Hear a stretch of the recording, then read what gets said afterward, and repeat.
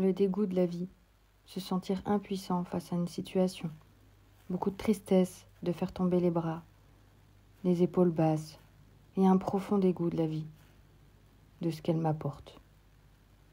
Enfant, tout va bien, on ne se soucie pas de la charge des factures, des responsabilités, des relations. Un besoin de retrouver ça, une nostalgie de la vie d'enfant, de jouer, de s'amuser, à rire et à rire sans jamais s'arrêter. La vie, ça devrait aussi être ça. Parfois, tu ressens un sentiment d'injustice, injuste de devoir subir tout ça, que tu es loyale, droite, que tu fais du mieux que tu peux. C'est comme un amour.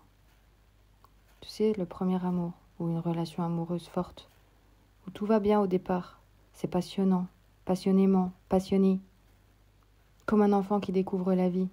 Et puis au fil du temps, on s'aperçoit qu'il y a des difficultés, des trahisons, des mensonges, des non-dits, des masques qu'on a envie de mettre à la poubelle. Ce serait pratique de prendre le masque d'une personne et de mettre dans une poubelle pour voir la véritable personne, qui, finalement, n'est qu'une âme comme toi et moi, avec ses blessures, ses failles, et qu'elle cache avec de la colère ou des actions qui sont à la hauteur de son malheur.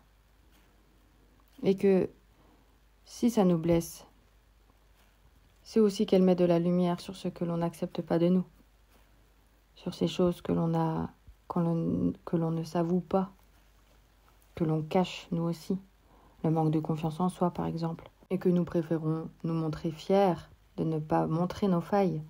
La personne en face est un réel miroir sur nos failles.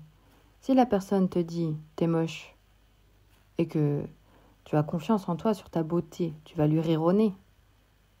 Mais si tu ressens beaucoup de difficultés à accepter ton corps, cette remarque risque de te détruire, de mettre en colère ou être super triste, à pleurer toutes les larmes de ton corps et à te dire que ça te dégoûte, que cette vie elle est injuste.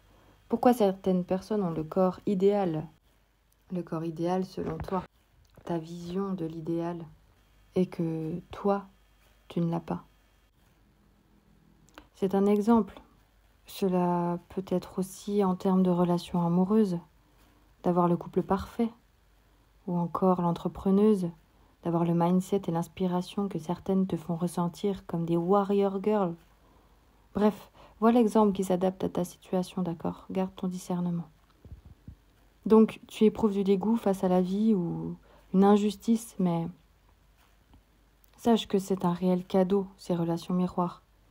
Malgré tout le mal que ça fait au cœur, ça met en lumière ce que tu n'acceptes pas chez toi et de mettre en route un processus de guérison pour toi, de mettre de la conscience que notre colère n'est que le reflet de ce que tu n'acceptes pas en toi.